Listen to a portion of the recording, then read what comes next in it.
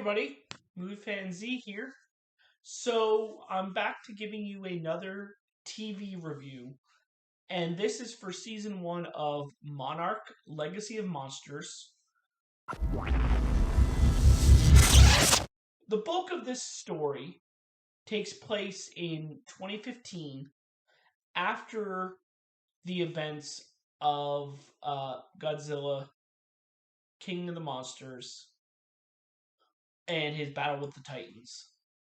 And you see the aftermath of that on the human population.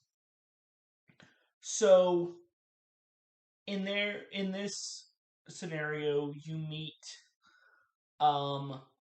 Kate, May, and Kentaro, and them trying to find somebody that is related to the group Monarch, who deals with these creatures.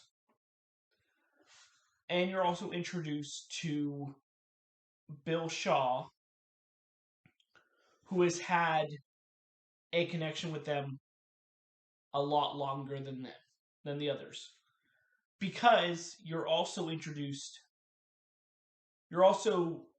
brought back in the episodes as well to decades before with a young Bill Shaw and Dr. Kiko Muira and Bill Randa, who are scientists who are first discovering the existence of these creatures. So you get both timelines in a way, and the characters do have some connection that you find out during the series. But I'm not going to tell you here. This is a non-spoiler review. So, but let's get into some of the cast. Oh, and this season is available on Apple Plus. So, we'll just say the modern era, which is still 2015 in this show, Kate is played by Anna Sawai. May is played by Kiersey Clemens. Kentaro is played by Ren Watabe. You're also introduced to Tim, who works at Monarch, who has a way that connects into their storyline. And he's played by Joe Tippett. And then Bill Shaw is played by Kurt Russell. And then when you go decades earlier in the past, young Lee Shaw is actually played by Wyatt Russell, Kurt's son. Dr. Kiko is played by Mari Yamamoto, and Bill Randa is played by Anders Holm.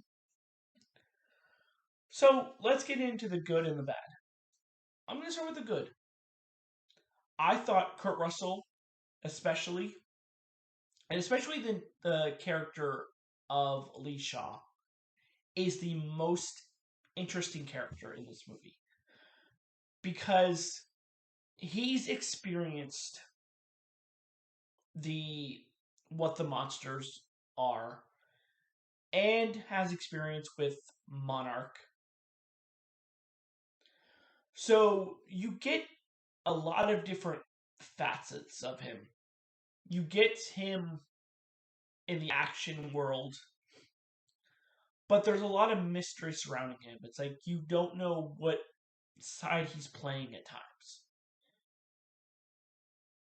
Because at times he sides with Monarch, and at times he questions Monarch about what is really happening.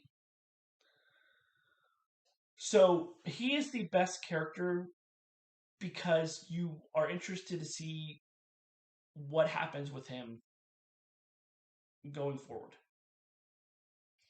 And I kind of like that just about the show in general. There's mystery, so you want to know what happens next. And I will say This is both a good and a bad thing.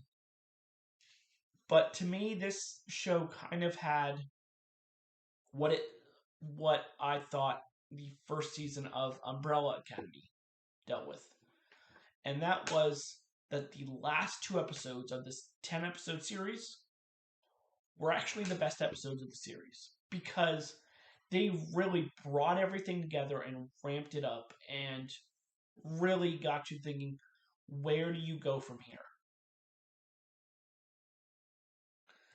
Now, as far as some of the bad goes, that's kind of the bad, like I said.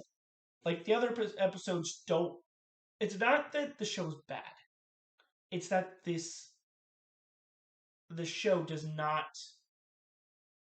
live up to those episodes overall. And also, like, some of the acting just isn't great.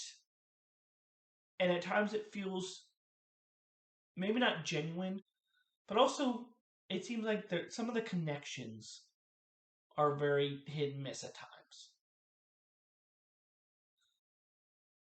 So it's hard to judge a season because if I had to give it a rating, and usually I don't do this with shows, but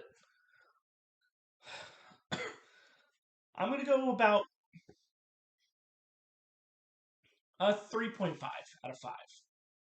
Like I said, there's some good in here, especially with Kurt Russell and Wyatt Russell,